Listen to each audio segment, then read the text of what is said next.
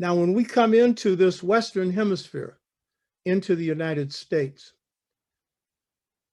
we have to really distinguish between the stories that we're told about this culture and the truths of this culture.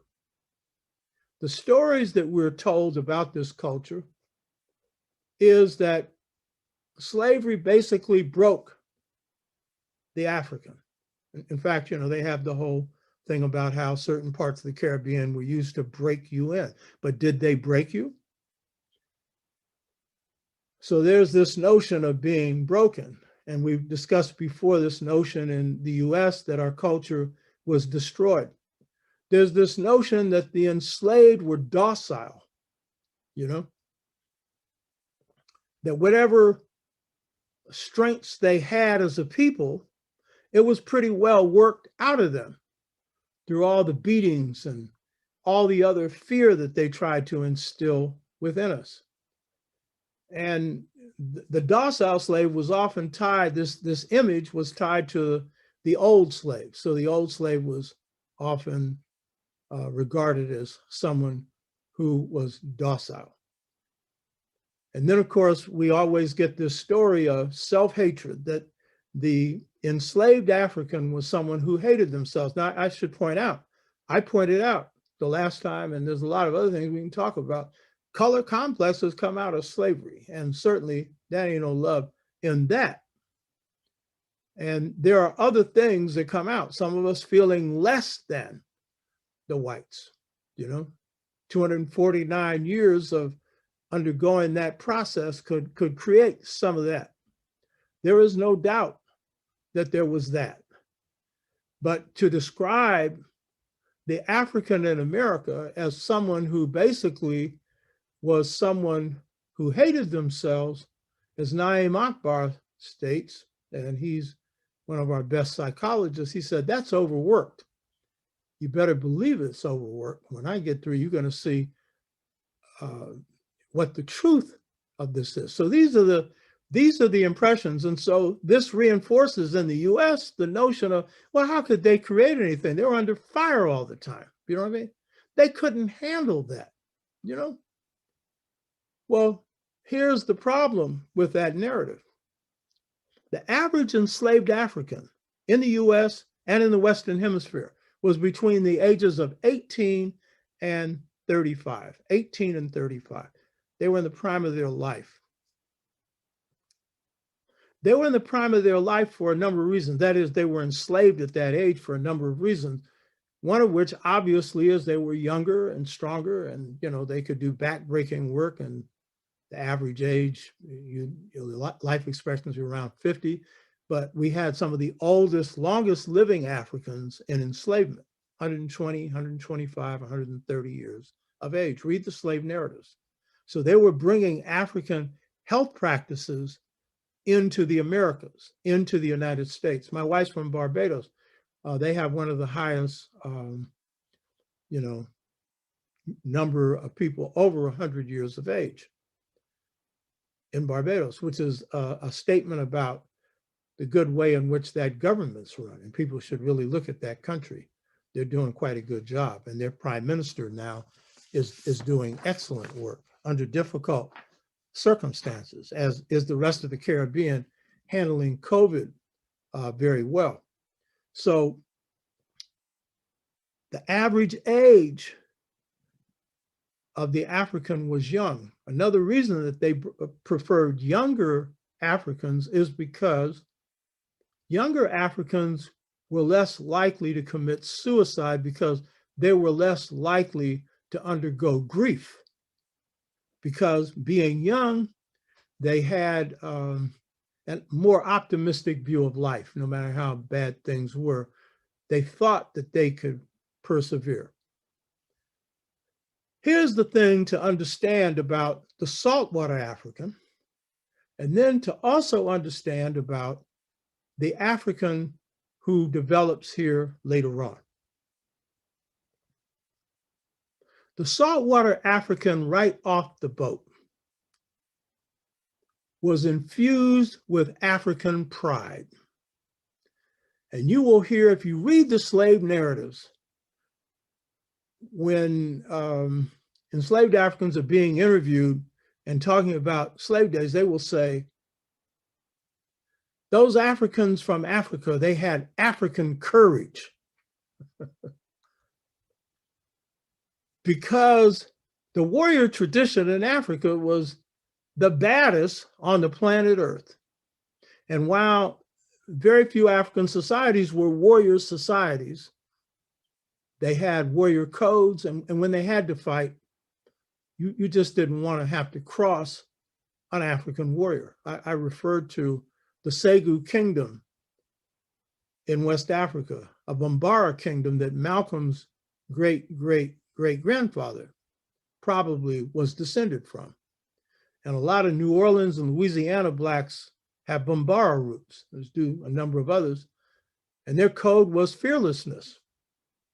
You know, all warrior codes embrace fear. They just teach you how to mask it. The African warrior was fearless. And that's one reason why the Haitians whipped the French. And if we had had the numbers, we'd have done the same thing.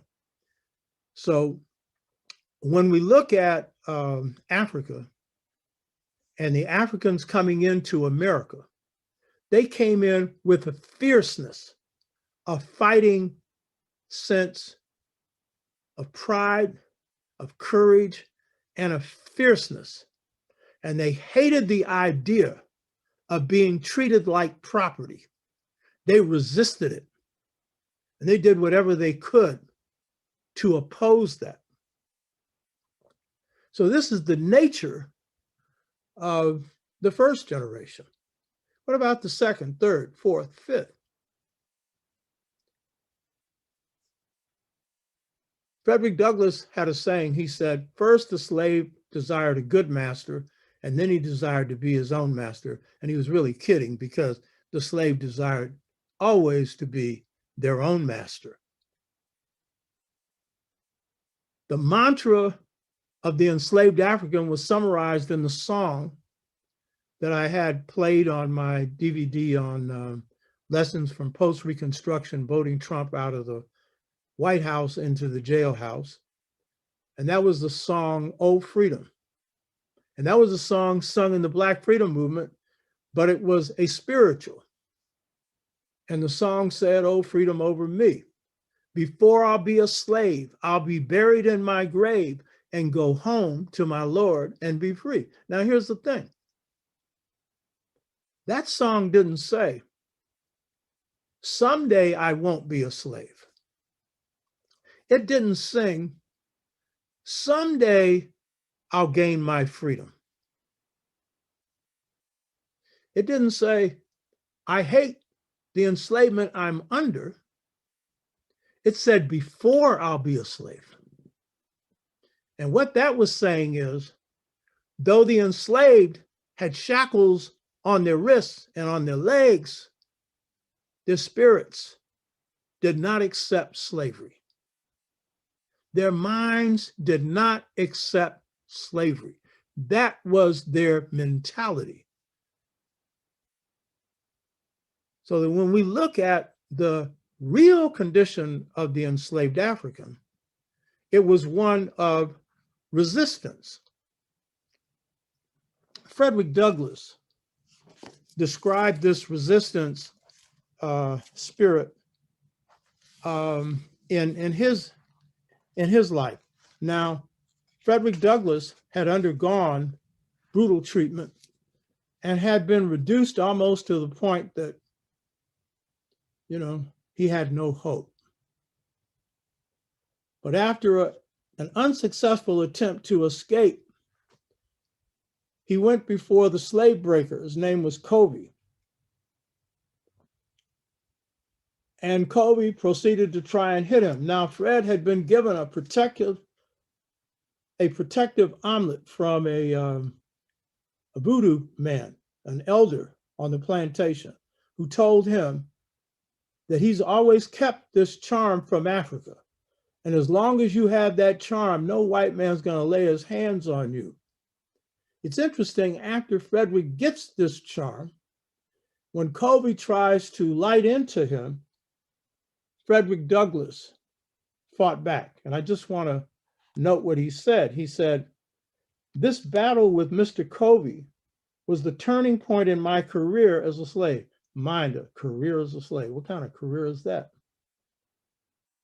"It rekindled the few expiring embers of freedom and revived within me a sense of my own manhood."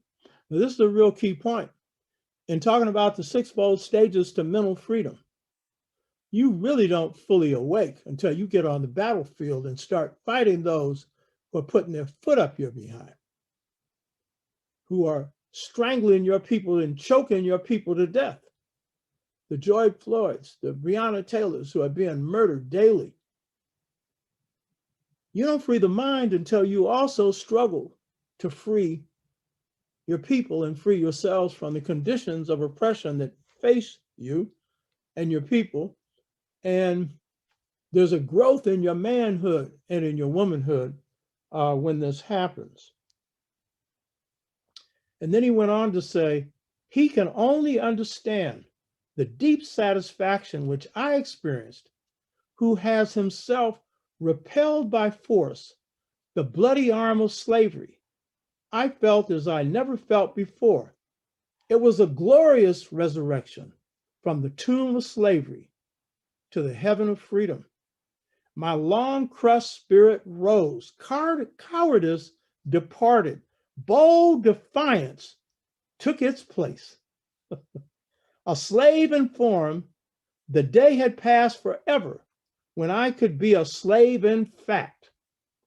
I did not hesitate to let it be known to me, of me, that the white man who expected to succeed in whipping must also succeed in killing me.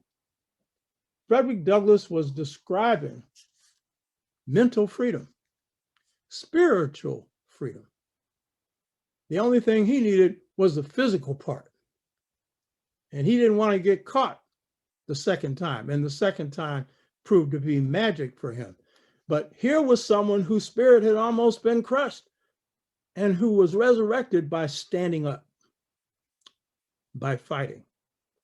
This is a metaphor for today, because I'm telling you, it doesn't matter where you are in your station in life.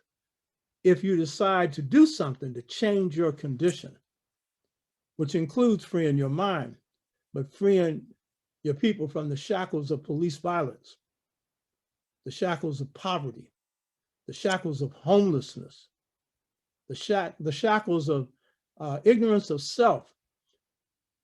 If you're a part of that kind of upward movement, then there's a freedom that occurs in that process that never takes place in a classroom. The greatest classroom is the battlefield. And the greatest experience is kicking the behinds of your oppressors. You don't hear me using the term white supremacy, because I told many people, they ain't supreme. They're in decline, first of all, in the world. But secondly, every battle I've been a part of, I whipped them, and I whipped corporations. I don't just mean me, the movements I've been involved in. And so this idea of white supremacy, I think we need to call it, if you have to use the term, call it declining white supremacy.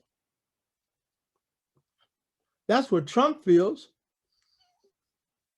Y'all got yourself together, and after they tried to steal that election, you got your folding chairs and marched out there and sat for 12 hours and voted and mailed in your ballots. And that beautiful sister, Stacey Abrams, over there in Georgia, who had the election for governor stolen from her, got nearly 1 million voters registered. She can almost guarantee herself into the governor's house the next time, because it's hard to steal 1 million votes if Black people get out and those that registered voted. So Trump is now on the way from the White House to the jailhouse, and you helped put him there. The Black Lives Matter that isolated him. Without Black Lives Matter and the other movements, you probably wouldn't have had as heavy a participation of youth in that vote and a cross-cultural involvement. Of course, there were other reasons. Latinos got out and voted because in places like Arizona, they were tired of being treated as criminals. Native Americans voted against Trump in Arizona 99%. We went against them 89%. Native Americans got a whole lot of wisdom. They're our natural allies in this country too. So standing up and fighting is a key component of freeing your mind. But enslavement, far from being submissive, there were the ones that stood up and fought. And those that just didn't stand up and fight, they had other ways of resistance. Seeing that animal couldn't work too much, or seeing that hoe got broken, or various other things, but mainly waiting for the opportunity to steal away, run away. And Mounted Slave Rebellion, over 250 recorded. So I don't think passivity describes what the enslaved African experienced or was.